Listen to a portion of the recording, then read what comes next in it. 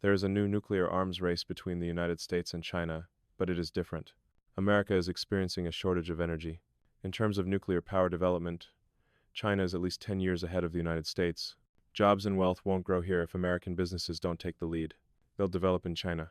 With 94 reactors in operation nationwide, the US is currently the world's top producer of nuclear energy. However, things are rapidly changing. 58 reactors are currently in operation in China.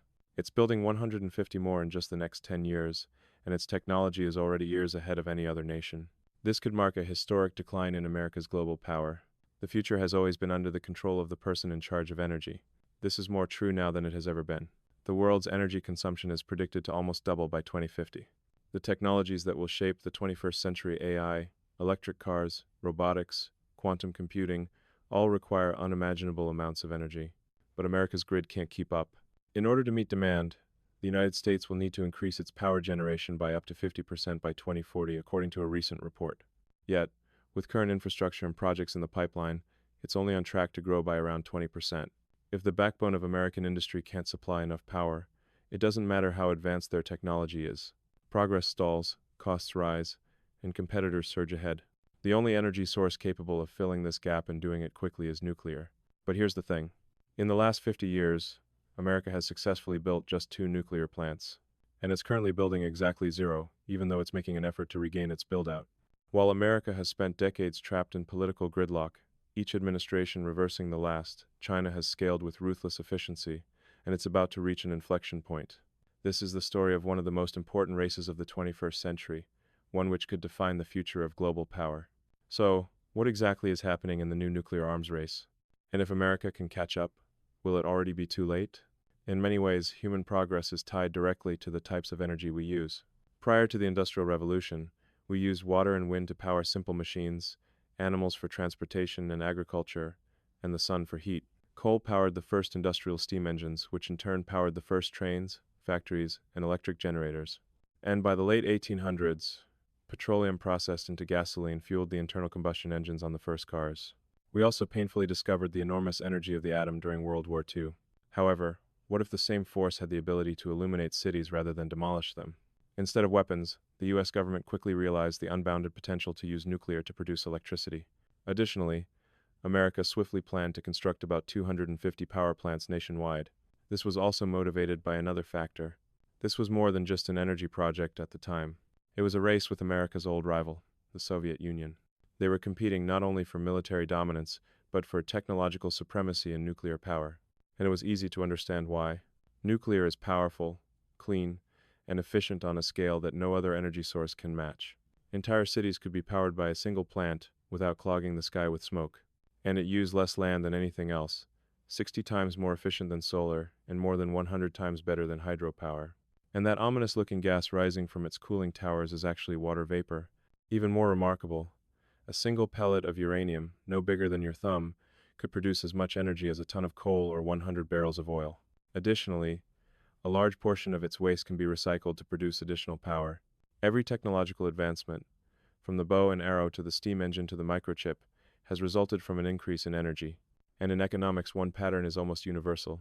A country's wealth increases as its energy consumption increases. Energy isn't just power, it's prosperity. America's early success in nuclear made it a clear leader around the world, which makes what happened next even more baffling.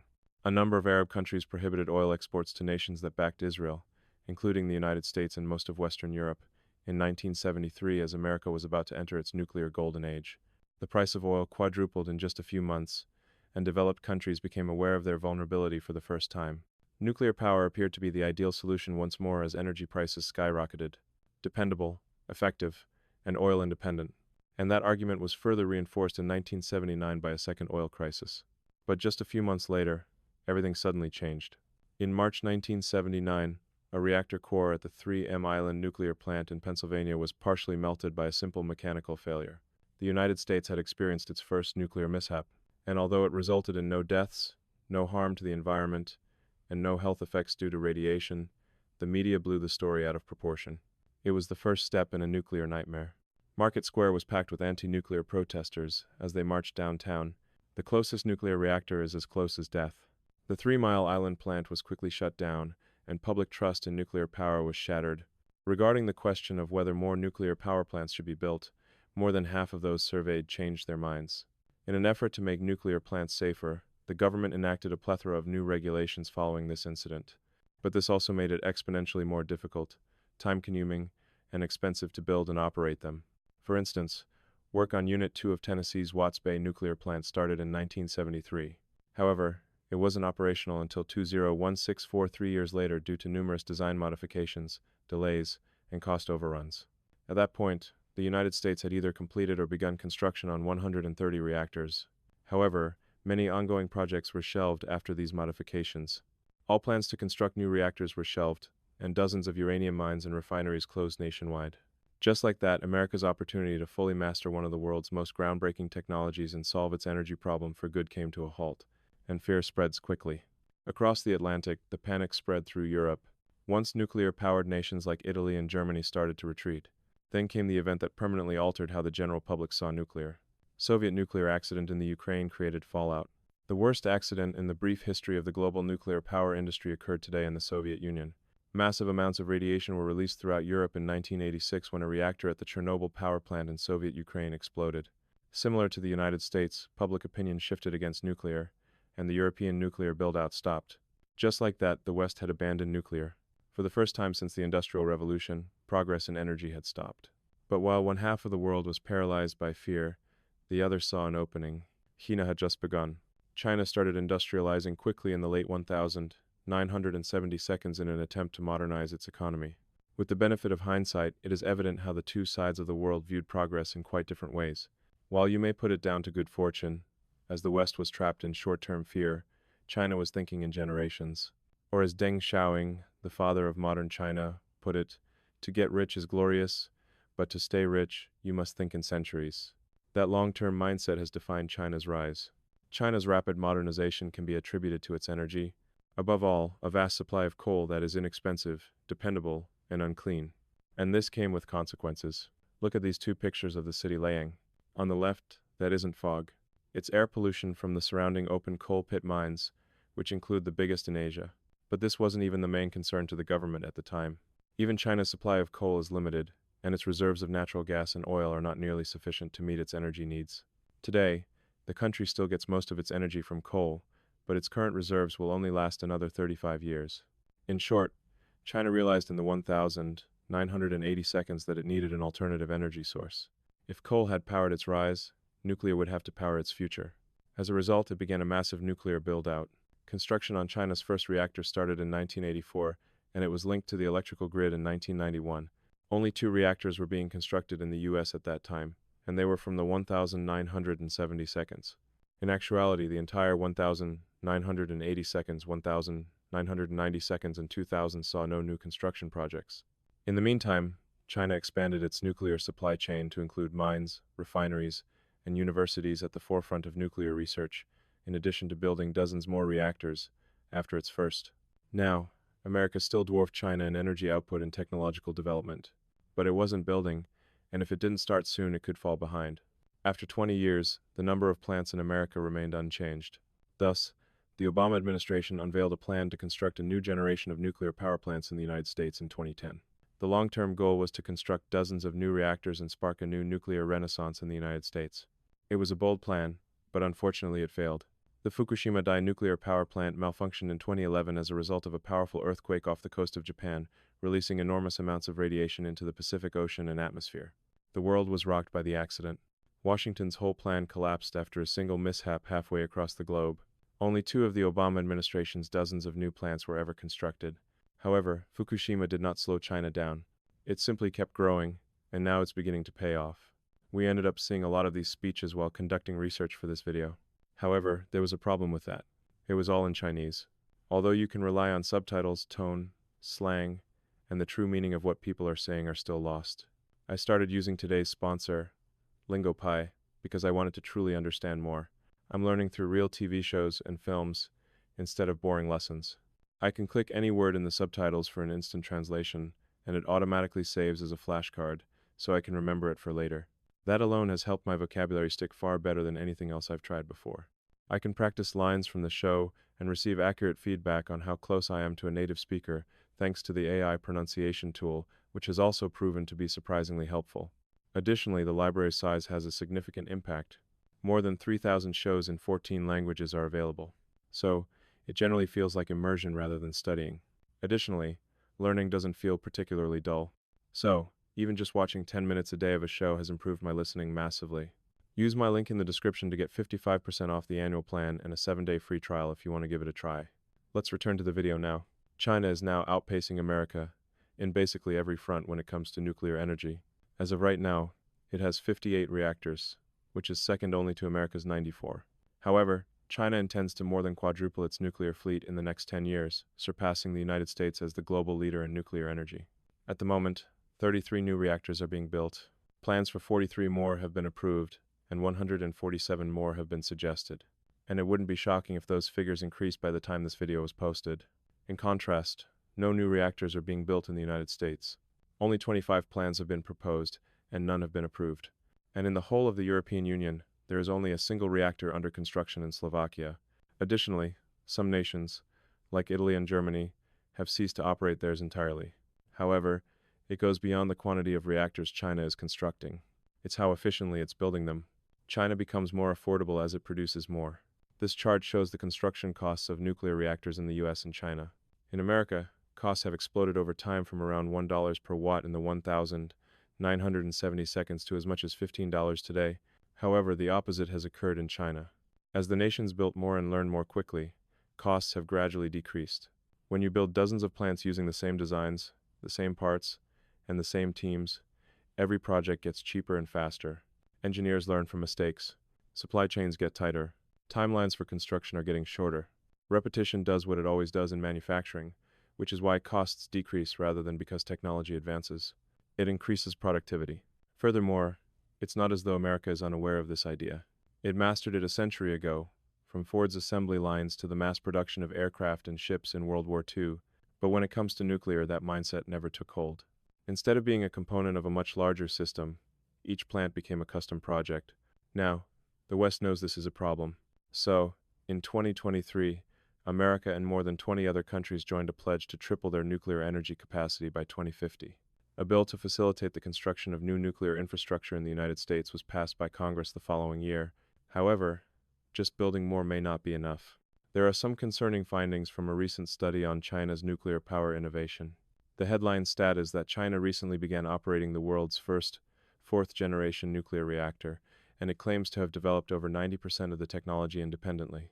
China is probably 10 to 15 years ahead of the United States in developing this type of reactor, according to the report. However, they are also at the forefront of other technologies. According to the report, China is leading the race to develop SMRs, or small modular reactors, which will be essential for artificial intelligence. Consider SMRs as less expensive, scaled-down versions of standard nuclear reactors that could be manufactured in large quantities in factories and essentially used anywhere. SMRs are currently in use in China and Russia, and more are being constructed. They have enormous potential for use in AI data centers. So companies like Google and Amazon have poured billions into SMR research. And this is really the crux of America's approach versus China. America is heavily relying on private innovation rather than a coordinated national strategy. Dozens of startups are racing to develop a new generation of smaller, cheaper reactors. In an effort to eventually power the AI data centers with nuclear energy, tech behemoths like Google, Amazon, and OpenAI are investing billions in businesses like Kairos Power, X Energy, and OO. Projects are already underway in Wyoming, Texas, and Tennessee. However, before the 2030 seconds, few, if any, new reactors are anticipated. Additionally, some analysts cautioned that rather than rebuilding the industrial base and financing capabilities required to actually build reactors at scale, the U.S. is placing an excessive amount of bet on technological advancements. For example, nearly all of America's heavy forging capacity has been lost, the enormous machinery used to construct essential reactor parts. Furthermore, it might take years or even decades to perfect these designs. At its core, this is about two completely different systems. America's economy is built on financialization, markets, private capital, and incentives for innovation, whereas China's is built on coordination, state-backed funding, long-term planning, and control over every link of the industrial chain. In America, capital moves to areas with the highest profits. In China, it flows where strategy demands. To exacerbate the situation, China leads the world in thorium reactors. Thorium is safer and far more abundant than uranium, and theoretically it could yield up to 200 times more usable energy. A working thorium prototype already exists in China.